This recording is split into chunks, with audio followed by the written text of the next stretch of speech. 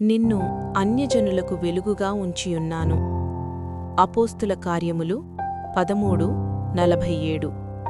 I have set thee to be a light of the Gentiles. Acts 13:47.